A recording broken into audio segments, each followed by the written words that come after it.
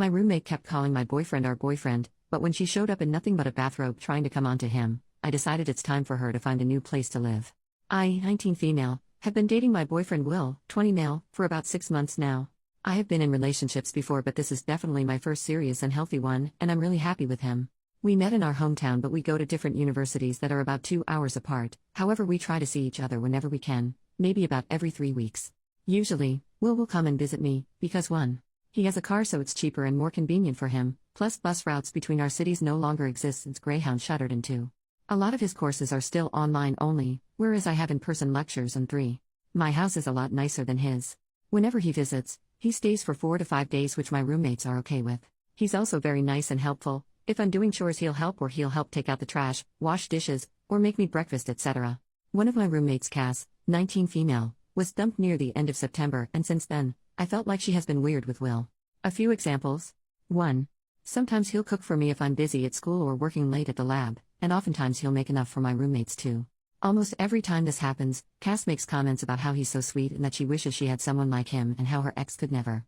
Will and I usually reassure her and say she'll definitely find someone who'll treat her right, but she just looks at him expectantly.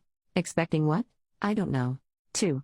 When he helps with manly stuff like taking out the trash, installing a hook in my room, moving heavy things, she always makes sure to linger around and comment about how strong he is and how I'm lucky to have such a fit partner. 3. Whenever he visits, we literally can't avoid her. If we go out, Cass will ask to come with. My roommates and I use an app that tracks our location for safety reasons, and when I go out with Will and don't tell her, she'll usually text me asking me where I'm going, what my plans are, if I want to hang out, etc. We try to stay in my room, but if Will goes into the kitchen or something, Cass will always happen to wander in. We even have to lock my bedroom door when we sleep to make sure she doesn't come in. 4. I'm not much of a drinker, but after our midterms, Cass wanted to have a little thing with just the roommates. It was fun. We drank a little and watched movies. I'm pretty lightweight, so I got sloshed pretty fast, and at some point I was calling Will, and when Cass found out I was calling him, she was like, "Is that Will?" and kept ripping the phone from my hands very aggressively. She's a lot stronger than I am, and really loudly started talking about her intimate life and asking him about his, saying shit like, "Make sure you hit it deep." This is pretty in character for Cass, who claims to enjoy making people uncomfortable and makes these kinds of comments for shock value, but I felt like she should have turned it off around my boyfriend. She was only tipsy at this point, not really drunk.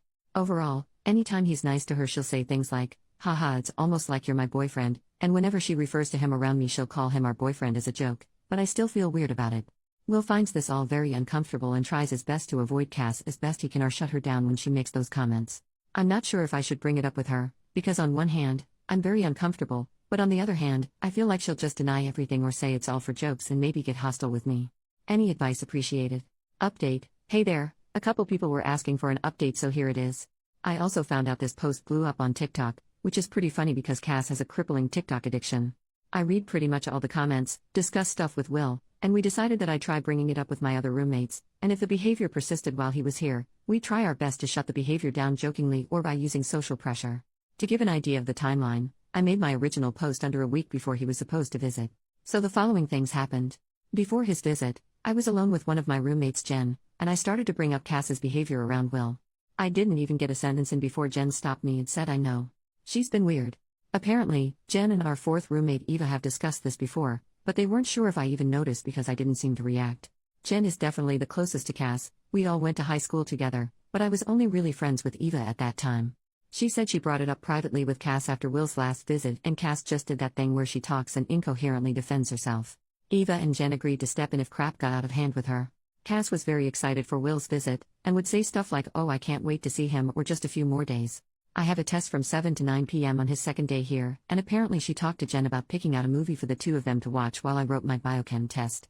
She settled on Sinister 2 for anyone wondering. Jen said that she was out of line, but again, Cass just incoherently defends herself. Every time she made comments like that, my roommates and I would just silently give her a look and say, okay, anyways, and change the subject, which seemed to at least make her self-conscious. During his visit, Cass was all over him as soon as he got here, pouting and saying, "Where's my hug?" Jen hugged her instead, and we used this time to escape into my room. Lol.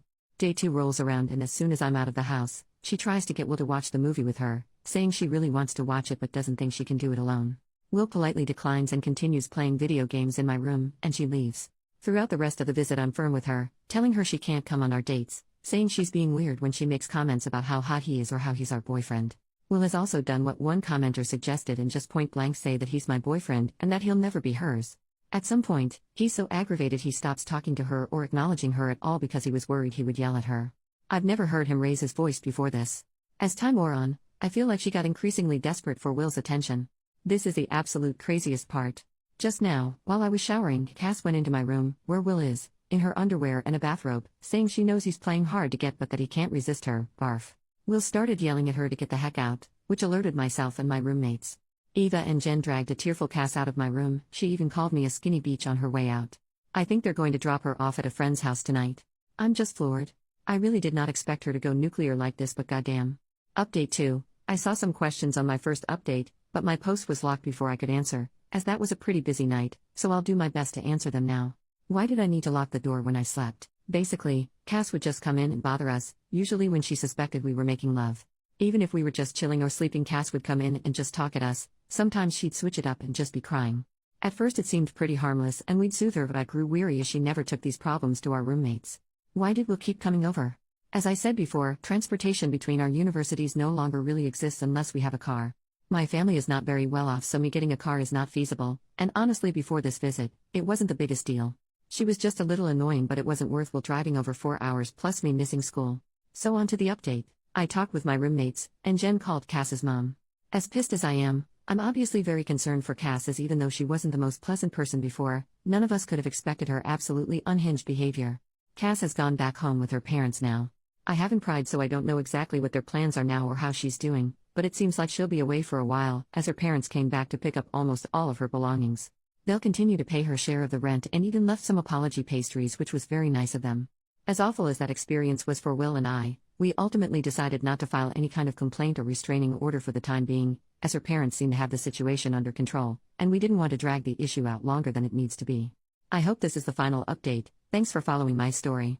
Update 3. I wasn't really planning on making another update, but I saw that a lot of people were asking for one, though it is kinda boring. Will and I are still going strong and we're completely safe. I haven't heard from Cass since, but she still talks to Jen occasionally. From what I gather, the stress of school plus her breakup exacerbated some underlying issues which caused her to snap.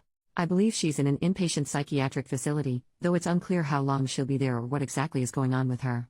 Her parents also suspect she may have been self-medicating with drugs, but it's nothing more than a suspicion at this point, and regardless, she's definitely clean now. Sorry this one was kinda boring. Unless something else happens, this'll probably be my last update on the situation. Thank you for your interest and well wishes.